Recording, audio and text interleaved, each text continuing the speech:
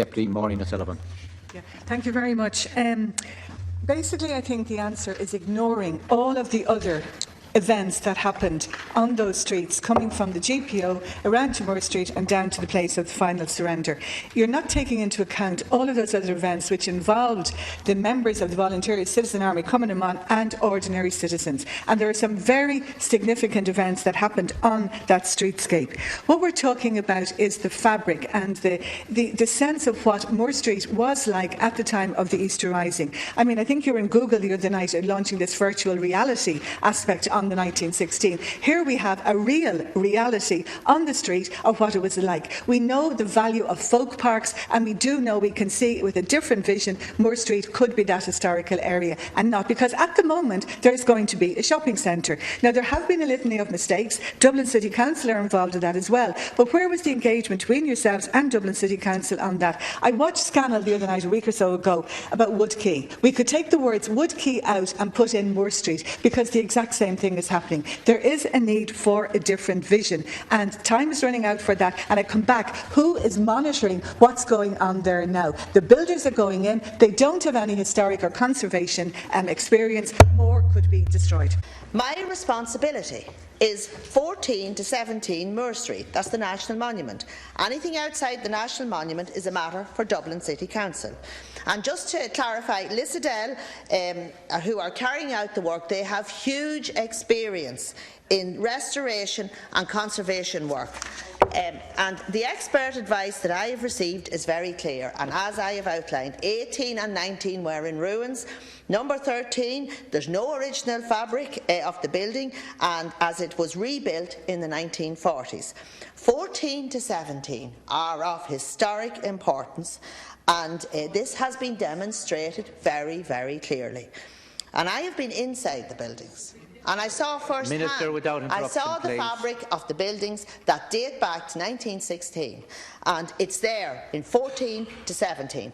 If you go into 18 and 19, you'll see that the inside of it has been completely changed. I have been there, yeah. But I just want to say that we are the first government to do something about Moore Street. We purchased the National Monument and have made the money available to carry out restoration work and develop a legacy that will be a tribute to the leaders of 1916. It will be a step back into time to see what life was like for them and what it was like in 1916. And it has taken us 8 years to get to this point, 100 years after the Rising, where we are conserving and protecting the final headquarters of the leaders. And time is of the essence. And it has been my intention to allow limited access to the site at the National Monument during the centenary commemorations. But if further delays are caused, that quite simply won't be possible. I appeal to everyone in the House to help to bring to an end to the efforts to frustrate the safeguarding and preservation of the National Monument. Thank you, Minister. Why is the area, including the laneways, why is the area not a designated national monument? Next question is, why did NAMA, or were they ever asked, to gift the battlefield site to the government and to the nation? Because it is of such tremendous historical importance. Why, when paying the $4 million, did you not consider that the $4 million should have included the entire battlefield site? Because it is recognised as a battlefield site both by our National Museum and by the International British Imperial War Museum. What we know is happening now is that 14 to 17 will be preserved, and then the rest of the street will be a shopping centre, which is totally inappropriate in an area of great historic significance, not to mention that Dublin does not need another shopping centre. There is a need for a different vision of a historic cultural quarter that will link up with the plans for Parnell Square, that will maintain the fabric of how the street looked in 1916, and that would also be much better for the street traders. Now, we know the work began last Monday week, the builder moved in.